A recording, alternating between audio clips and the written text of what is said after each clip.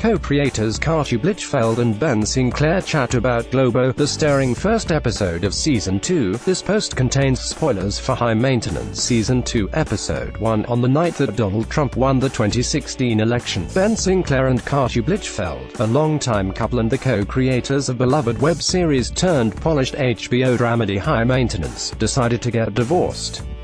They christened their decision by watching an episode of Friends, then gearing up for the next day, when they would meet up with two separate marriage counselors to help them untie the knot. Sinclair tells Vanity Fair, "We ended up choosing the one who had heard of ayahuasca," he adds, a line so deliciously apt it belongs in, well, High Maintenance. In the Sweet and Sour series, Sinclair plays a weed dealer simply named the guy who bikes from Brooklyn dwelling to Brooklyn dwelling, dispensing products and bearing witness to the borough's hidden operators. The second season, debuting on January 19th, continues the show's genial, curious tone. This time, however, it's examining Brooklyn in the wake of Trump's election and the subsequent rush of dark fervor that swept the country. The tone of the entire season was decided on Inauguration Day, Sinclair and Blichfeld say, as they sat distraught in the writer's room. "I remember saying I'm sorry, I'm so scared right now." Sinclair recalls, "How can there be any writer's room in this country that can actually produce a comedy in this looming shadow of uncertainty, fear?" Blichfeld finishes. They quickly set about writing Episode 1, which they also co-directed, titled Globo, Balloon in Spanish. The plot is rife with unspoken horror. Essentially, some unspecified catastrophe has happened, and everyone in the city is miserable and scared, looking down at the phones, crying, connecting to each other in different ways.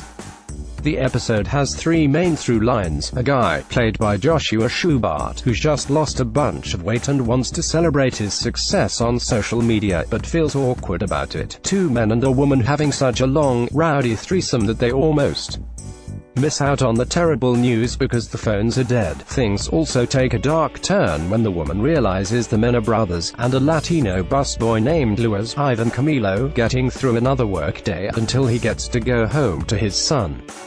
His storyline hits the hardest, thematically evoking the kind of person who works so hard that they can't mourn, even though they are most likely going to have the greatest consequence as a result of this world tragedy.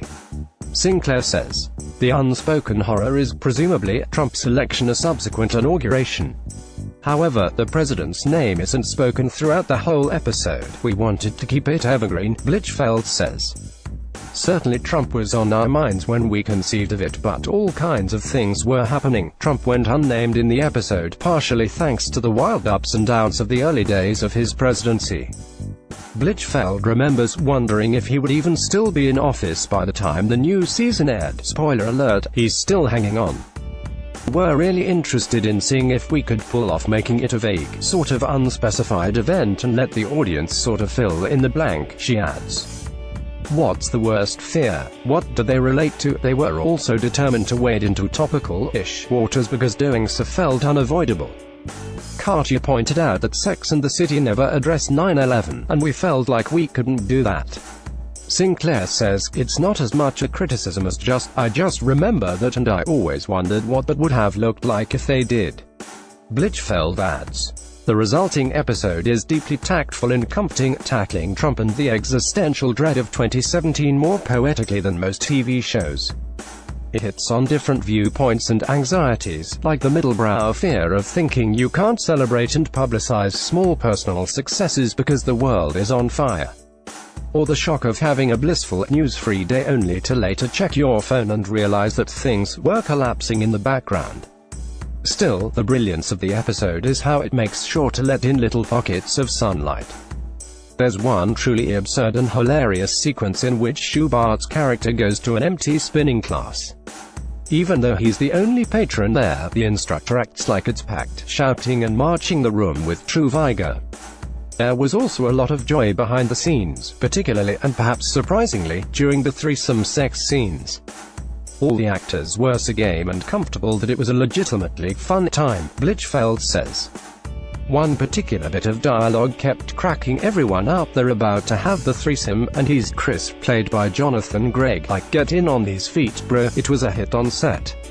Blichfeld adds, It was a quotable for the rest of the season. The end of the episode also wraps on an incredibly sweet note.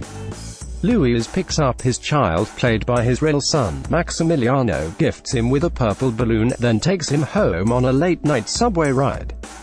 The loud and affectionate passing the balloon around to the other New Yorkers on the subway, who quickly catch their infectious joy. The scene was inspired by a real subway moment that show writer Isaac Oliver once saw and wrote about in his book, Intimacy Idiot, Sinclair says. Blichfeld estimates that she's rewatched the moment at least 40 times, and it still makes her cry. It's a tender sequence that also serves as the thesis of the season. You can find little pieces of compassion and community, even on the bleakest days.